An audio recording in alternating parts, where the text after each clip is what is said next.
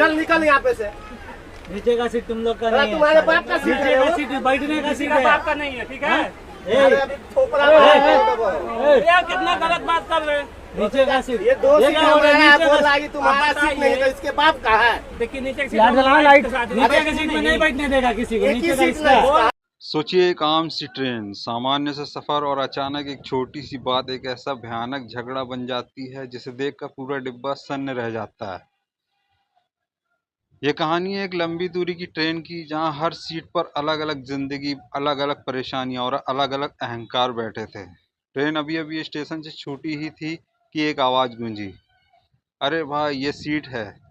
सामने वाला बोला, क्या मतलब, मैं तो यहाँ पिछले आधे घंटे से बैठा हूँ। बस यहीं से शुरू हुआ वो झगड़ा जो कुछ ही मिनटों में पूरा डिब्बा सिर पकड़कर बैठा देख रहा था। एक तरफ थे 40-50 साल के एक चाचा जिन्हें अपनी उम्र का पूरा घमंड था। दूसरी तरफ था 25 साल का एक नौजवान जिसके चेहरे पर गुस्सा पहले से ही भरा हुआ था।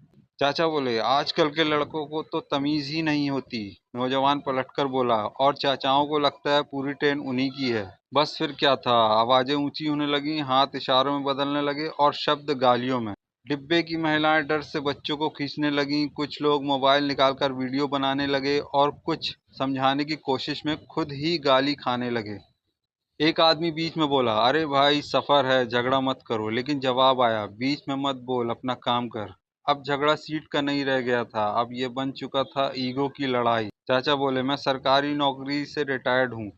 नौजवान हंसा और बोला, तो मैं टैक्स देता हूँ। पूरे डिब्बे में सन्नाटा छा गया। कुछ सेकंड के लिए लगा कि अब हाथ चलेंगे। तभी ट्रेन की धीमी सी आवाज के बीच एक बुजुर्ग दादी बोली, बेटा सफर छोटा होता है लेकिन रिश्ते हमेशा याद रहते हैं। यह सुनकर कुछ लोग शांत हुए, लेकिन झगड़ा पूरी तरह थमा नहीं। टीटी आया, टिकट चेक हुए और सच सामने आया, सीट दोनों की ही नहीं थी।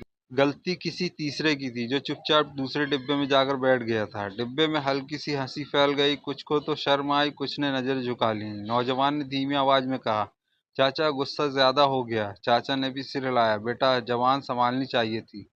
ट्रेन फिर से अपनी रफ्तार में चल पड़ी। लोग अपनी अपनी सीटों पर लौट गए, लेकिन सवाल वहीं रह गया, क्या हमें हर बात पर लड़ना जरूरी है? क्या थोड़ी सी बात शांति से नहीं सुलझ सकती? क्योंकि ट्रेन तो आगे निकल जाती है लेकिन झगड़े की यादें बहुत पीछे तक रह जाती हैं। वाराणसी से देहरादून जा रही जनता एक्सप्रेस में सीट पर बैठने को लेकर यात्रियों के बीच कहासुनी और मारपीट शुरू हो गई।